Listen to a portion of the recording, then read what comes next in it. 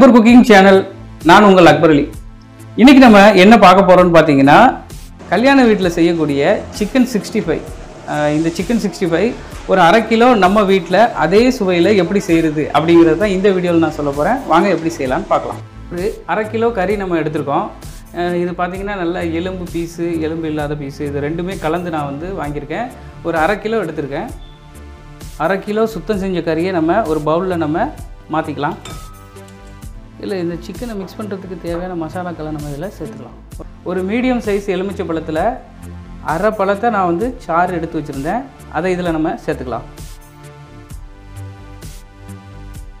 இந்த சிக்கனுக்கு தேவையான 1/2 டீஸ்பூன் உப்பு நான் இதில் சேர்த்துக்கிறேன்.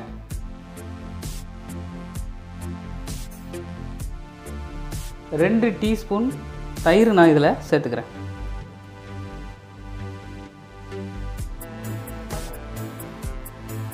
இஞ்சி பூண்டு அரைச்சது 1/2 டீஸ்பூன் நான் இதில் சேர்த்துக்கிறேன். காரத்துக்காக 1 டீஸ்பூன் மிளகாய்த்தூள் இதில் நான் சேர்த்துக்கிறேன். நம்ம வீட்டில் இருக்கக்கூடிய நார்மல் மிளகாய்த்தூள் தான், 1 டீஸ்பூன் நான் சேர்த்துருக்கிறேன்.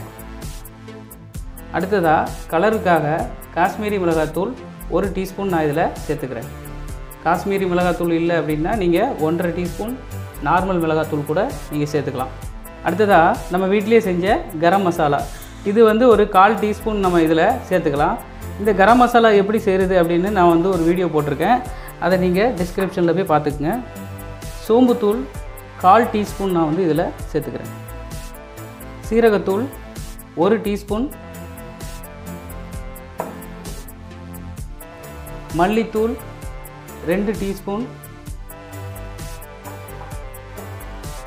மிளகுத்தூள் 1/2 டீஸ்பூன், முட்டை 1/2 முட்டை நான் வந்து சேர்த்துக்கிறேன். 1 கிலோ சேர்க்குறதா இருந்தால் நீங்கள் 1 முட்டையாக சேர்த்துக்குங்க. 1/2 கிலோவாக இருக்கிறதுனால நான் வந்து 1/2 முட்டை சேர்த்துக்கிறேன். அடுத்ததாக கார்ன்ஃப்ளவர் வந்து ஒரு 2 டீஸ்பூன் நான் வந்து இதில் சேர்த்துக்கிறேன். கடைசியாக வினிகர் 1 டீஸ்பூன் சேர்த்துக்கிறேன். உங்களுக்கு தேவைன்னா சேர்த்துக்குங்க, இது ஆப்ஷனல் தான். இப்போ இதை நல்லா மிக்ஸ் பண்ணிடலாம்.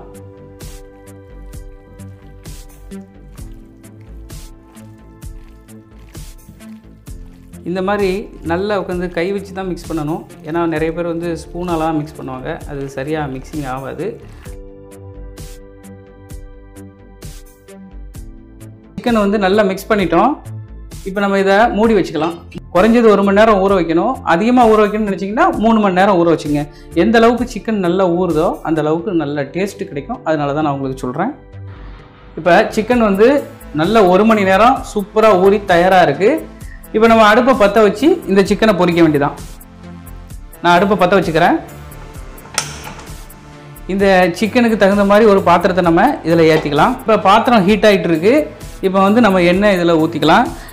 நான் ஒரு 1/2 லிட்டரு தேங்காய் எண்ணெய் யூஸ் பண்ணுறேன். தேங்காய் எண்ணெய் பார்த்திங்கன்னா வந்து கல்யாண வீடுகளில் நாங்கள் வந்து தேங்காய் எண்ணெய் தான் யூஸ் பண்ணுறோம். ஃப்ளேவர் ரொம்ப சூப்பராக இருக்கும். நீங்களும் தேங்காய் எண்ணெய் யூஸ் பண்ணி சிக்கன் பொரிச்சு பாருங்கள், நல்லாயிருக்கும். அல்லது தேங்காய் எண்ணெய் இல்லை அப்படின்னா ரீஃபைண்ட் ஆயிலு, அப்புறம் நீங்கள் சமையலுக்கு எந்த எண்ணெய் யூஸ் பண்ணுறீங்களோ அதை நீங்கள் யூஸ் பண்ணிக்கோங்க. பாத்திரம் நல்லா ஹீட் ஆயிடுச்சு. இப்போ நம்ம வந்து இந்த எண்ணெயை வந்து நம்ம இதில் சேர்த்துக்கலாம். இப்போ எண்ணெயை நம்ம ஊற்றிட்டோம். அடுப்பை வந்து ஹை ஃப்ளேமில் வச்சுருக்குறோம். இப்போ வந்து எண்ணெய் நல்ல சூடாக இருக்குது, மீடியம் ஃப்ளேமில் இருக்குது. நம்ம வந்து இந்த சிக்கனை ஒன்று ஒன்றா போட்டு பொரிச்சு எடுத்துக்கலாம்.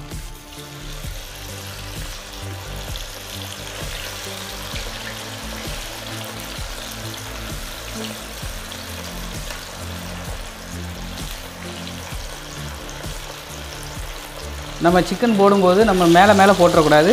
கொஞ்சம் இடைவெளி விட்டு நம்ம போடணும்.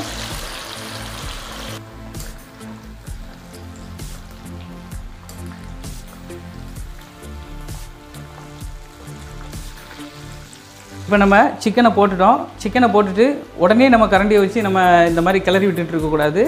அது மேலே இருக்கக்கூடிய மசாலா கோட்டிங் வந்து அந்த எண்ணெயில் வந்து காயணும். காஞ்சதுக்கப்புறம் நம்ம வந்து இதை பிரட்டி விட்டோம் அப்படின்னு சொன்னால் ஒன்றோட ஒன்று ஒட்டி இருக்காது.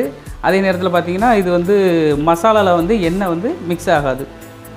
இப்போ நம்ம மீடியம் ஃப்ளேமில் தான் வச்சுருக்கோம். இந்த மீடியம் ஃப்ளேமே நம்ம வந்து கடைசி வரைக்கும் வச்சு நம்ம பொரிச்சிக்கணும். இப்போ 1 நிமிஷம் ஆயிடுச்சு. நம்ம இந்த சிக்கனை அப்படி லேசாக கரண்டி வச்சு நம்ம பிரட்டி விட்டுக்கலாம். அந்த மாதிரி பிரட்டி விட்டுங்க. பாருங்கள், இந்த மசாலா வந்து அப்படியே வந்து சிக்கன்லேயே இருக்குது பார்த்தீங்களா. இதுக்கு தான் நம்ம வந்து 1 நிமிஷம் அதை நம்ம விட்டுறணும். சிக்கன் வந்து அதே நேரத்தில் பாருங்கள் ஒன்றோட ஒன்று ஒட்டாமல் நமக்கு கிளியராக இருக்குது. இதே மாதிரி நம்ம போடும்போதே கொஞ்சம் வந்து கேப் விட்டு போட்டுக்கணும்.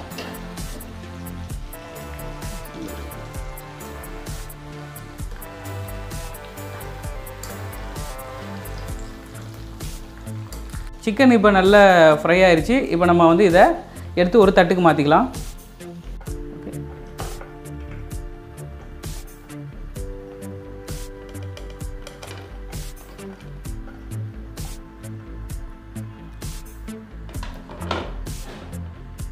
இப்போ இருக்கக்கூடிய மீதி சிக்கனையும் நம்ம பொரிச்சு எடுத்துக்கலாம்.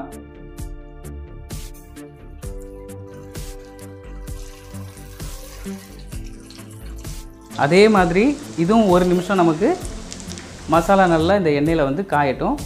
அப்போ தான் மசாலா உதிராமல் வரும். இப்போ இந்த சிக்கனை போட்டு 1 நிமிஷம் ஆயிடுச்சு. அதே மாதிரி நம்ம இதை இந்த மாதிரி நம்ம பரட்டி விட்டுக்கலாம்.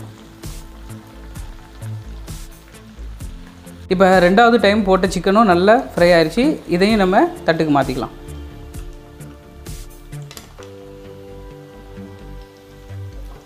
கொஞ்சம் கொஞ்சமாக எடுத்து கூட நீங்கள் தட்டில் போட்டுக்குங்க. தட்டு கொஞ்சம் சின்னதாகிடுச்சு, வேறு ஒன்றும் இல்லை.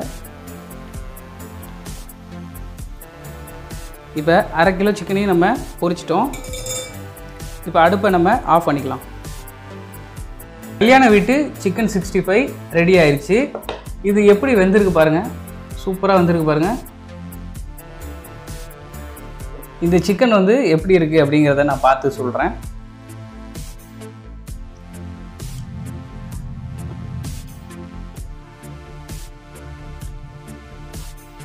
உப்பு காரம்லாம் வந்து பர்ஃபெக்டாக இருக்குது. அதே மாதிரி வந்து நம்ம கலர் எதுவுமே போடலை, அதான் உங்களுக்கு இந்த நேரத்தில் இருக்கும். நீங்கள் கலர் உங்களுக்கு பிடிச்சிருந்துச்சி அப்படின்னா நீங்கள் சேர்த்துக்குங்க. காரம் உப்புலாம் வந்து ரொம்ப பர்ஃபெக்டாக அமைஞ்சிருக்கு. நான் சொன்ன மாதிரியே நீங்கள் இதே அளவுகளில் செஞ்சு பாருங்கள். சிக்கன் 65 உங்களுக்கு கல்யாண வீட்டு சுவையில் உங்கள் வீட்லேயும் கிடைக்கும். நம்ம சேனலை இப்போ தான் முத நீங்கள் பார்க்குறீங்க அப்படின்னா சப்ஸ்கிரைப் பண்ணுங்கள். சப்ஸ்கிரைப் பண்ணிவிட்டு அந்த பெல் பட்டனையும் அழுத்திடுங்க. நாங்கள் போடக்கூடிய ஒவ்வொரு வீடியோவும் உங்களை வந்து சேரும்.